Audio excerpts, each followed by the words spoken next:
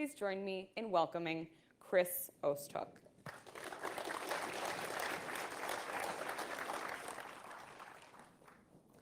Yeah, so basically I investigated a big corpus of malware, Windows malware, and I've plotted the results on the attack framework, and this gives you a very good impression of how to prioritize in your mitigation. Yeah, so this is the front slide. Oh. Yeah, so I did all of this as part of a part-time PhD at the Cyber Threat Intelligence Lab at Delft University of Technology. In daily life, I'm a SOC analyst with a focus on threat intelligence at Rijkswaterstaat, which is the largest public sector provider of critical infrastructure in the Netherlands and responsible for most of the national dams, storm barriers, railways, waterways, not railways, roadways, waterways, all stuff like that.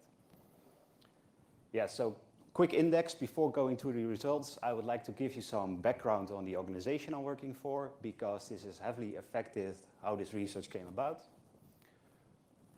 So the Dutch, they've been living below sea level for hundreds of years. Most of our capital, Amsterdam, is 4 meters below sea level, with some parts even 6.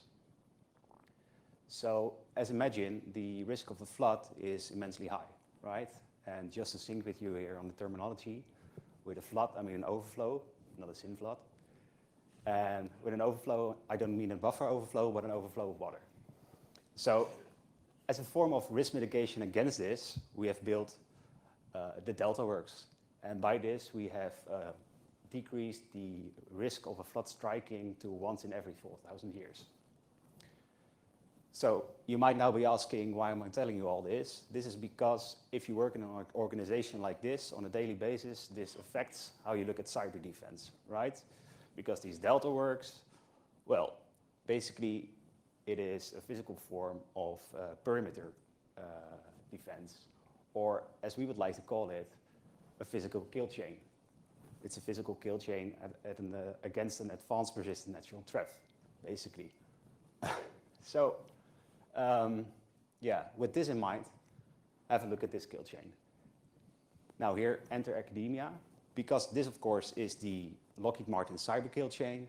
And when I started my PhD, I saw this model is gaining a lot of traction and gaining a lot of attention within academia. In contrast, for example, to the attack framework, for which I didn't see that much coverage. So I'm not going to compare the kill chain to the attack model here today, but of course, well, I decided to give attack the academic attention it deserves, or at least to make a decent start.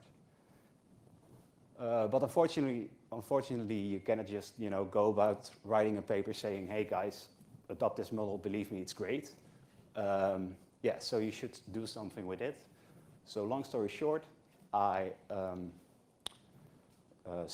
analyzed a big corpus of Windows malware, 950 families, basically, and I communicated the results in a research paper using the uniform language offered by the attack framework. So our methodology, we got our data sample from Malpedia, which is an invite-only repository maintained by the German Fraunhofer Institute. And this is a curated data set, which means that it provides several quality assurances over just, randomly picking your malware samples from the wild, for example. It is also a labeled data set, which means it provides metadata for most malware families. So stuff like name, of course, year of origin, but also attribution based on open source reporting. So as Malpedia offers for most malware families multiple samples, we ran all the hash values of the samples offered by this repository to VirusTotal to select the most recent sample for each family. And then we ran that sample through a sandbox that was offered to us and provided to us by Joe Security. They have an online sandbox for automated malware analysis, which can be regarded as quite representative for most of the current market offerings for automated malware analysis, which you want, right? Because you want your research to be reproducible and representative. So then we also developed manual plotting of all the raw sandbox activity logging to the attack framework. And well, if you do all of that, you will get this. you'll get this. This is, of course, the standard 8 enterprise matrix of the attack framework as it was before the April update of the framework. You know, timelines in academia are quite long. So, yeah, I know most of this will be difficult to read for most of you, but this is, of course, available in the published paper that's available for download and also available for download as a separate file. So what I will do now is I will quickly go through the most relevant results of our paper. There's more in the full paper, of course, but this might give you a good impression of the direction in which certain techniques are heading, and this, of course, might inform your mitigation. Yeah, so with the slide format, the red down arrow basically indicates decrease in the use of this technique observed in a data set or covered by the time frame of a data set over time, and the green up arrow exactly the opposite. So for the techniques used for the execution tactic, basically the most observed technique in our data set was execution through API, which means malware calls the create process function of the Windows API in order to launch malicious code. While this is the most observed technique, it is also decreasing over time, which means it is getting replaced by other techniques used in the execution tactic, for example, by obfuscated command lines, which are gaining traction over the last couple of years. Now, one of the other techniques gaining traction is, of course, the whole fileless factor. This shouldn't be surprising to you, of course, but what we found interesting is that fileless malware received its first coverage in academia around 2017, and this was also the first year for which it was observed in the dataset. So then defense evasion, for defense evasion, there were basically 5 techniques that really stood out here, with a significant increase for DLL sideloading over recent years. And then discovery. Well, discovery is interesting, right? Because most malware does some form of discovery, just like most benign applications. As you can see here in the query registry technique, for example. So this is interesting because in daily practice, this means it can be pretty difficult to distinguish malicious discovery, so to say, from benign discovery, because it relies mostly on native operating system functions. What we, however, saw is a significant increase in malware using or doing discovery of security software.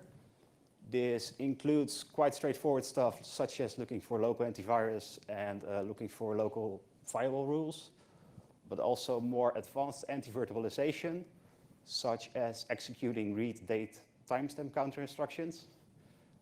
This is basically something from which the presence of a debugger running on the system can be inferred. So then, command and control.